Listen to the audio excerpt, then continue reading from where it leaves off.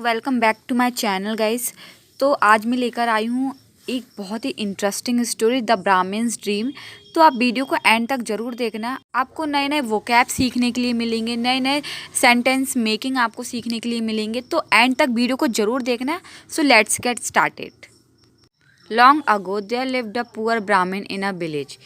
बहुत समय पहले एक ब्राह्मण रहता था एक गांव में। He used to beg for a living and sometimes had to go without food for many days. मतलब वह भीख मांग कर रहा करता था। जो ब्राह्मण रहते हैं ना, भीख नहीं मांगते, भिक्षा मांगते हैं, तो भीख मांग के रहता था। और कभी कभी तो ऐसा भी दिन जाता था कि उसके भूखे भी रहना पड़ता था। One day he got a pot of full of flower. मतलब उसे एक फूल का गुलदस्ता मिला। ही वॉज वेरी हैप्पी, वो बहुत खुश था।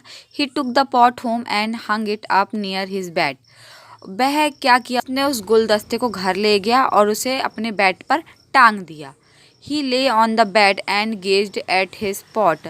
और वह बेड पे लेट गया। ले मतलब लेटना, और गेज मतलब एकटक किसी को देखना, उसको बोलते हैं gauge. Soon he fail असलीप and started dreaming.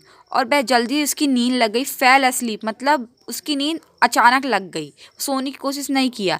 Go to bed होता मतलब वह सोने जा रहा है जानबूझ के, लेकिन जब फेल असलीप होता है मतलब उसकी आंख लग गई, मतलब वह सो गया। एंड स्टार्टेड ड्रीमिंग, और सपना देखने लगा। आगे पढ़ते हैं। He dreamt that if a famine came to the land, he could sell the flower for a good price.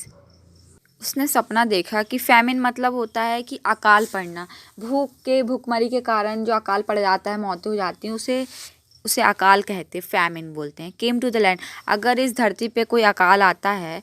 He could sell the flower for very good price, मतलब वह flower को अच्छे प्राइस में बेच सकेगा। People would outbid each other, मतलब लोग एक दूसरे से आगे निकल जाएंगे। He would finally sell it for 20 rupees, और वह 20 रुपये में इसे बेच देगा। With these 20 rupees he would buy a pair of goats, और फिर वो इन 20 रुपये से क्या खरीदेगा, बकरी का जोड़ा। He would feed these goat on a green grass, और जो बकरियां हैं उन्हें क्या, हरी घास खिलाएगा। Soon the goats would have lot of kids and he would trade the whole herd of goat, और बकरियों के बच्चे होंगे, फिर उसके बाद एक बकरियों का झुंड होगा। फैलो मतलब भैंस एंड काउ मतलब गाय। The cows would have calves of their own, और जो काऊ के बच्चे होते हैं उन्हें काल्व्स कहते हैं, तो उनके खुद के बच्चे होंगे। There would be lots of milk, और बहुत ज़्यादा दूध होगा। बकरियों से भी दूध निकलता है, गाय से भी दूध निकलता है, और भैंस से भी दूध निकलता है, हमें पता है। He would make sweet meets with the milk, और वह दूध से मिठाइयाँ बनाएगा। बटर मतलब मक्खन, कर्ड मतलब दही, and sell it in the market, और बाजार में बेच देगा। Soon he would grow very rich, और वह बहुत अमीर हो जाएगा। He would grow very rich and build a big house with huge garden. और देख रहे हो कैसे मन में हवा में महल बना रहा है। तो वह उसने सोचा कि मैं अमीर हो जाऊंगा, फिर मैं एक बड़ा घर बनाऊंगा, उसमें एक बड़ा सा गार्डन होगा, एंड फ्रूट ऑर्चर्ड, और जिसमें फ्रूट होंगे, फल होंगे। He would now start trading in pearls diamond, और जिसमें वो मोतियों की खेती करेगा। डायमंड मतलब हीरा, प्रेशियस स्टोन, जो भी प्रेशियस स्टोन है, जो अनमोल स्टोन है, उनकी खेती करेगा। The king would hear of his riches, जो राजा होंगे वह उसकी अमीरी की कहानी सुनेंगे, उसके बारे में सुनेंगे कि मतलब कोई अमीर हो गया है, और अपनी बेटी का हाथ मेरे हाथ में थाम देंगे शादी के लिए। मतलब वो अपने जो मन में ख्याली पुलाव पका रहा था, या फिर हवा में महल बना रहा था। हवा में महल बन सकता है कि आप खुद सोचो। जो imagining he was beating the children, कल्पना करते हुए कि मतलब वह अपने बच्चे को पीट रहा है। The Brahmin began to beat the air with his hand, अब वह हवा में अपने हाथ पीटने लगा। Suddenly his hand struck the pot of flower, और जो उसका हाथ है वो अचानक से वो आटे के बर्तन पे लगा। द पॉट ब्रोक, और जो बर्तन था वह टूट गया, बर्तन को पॉट बोलते हैं।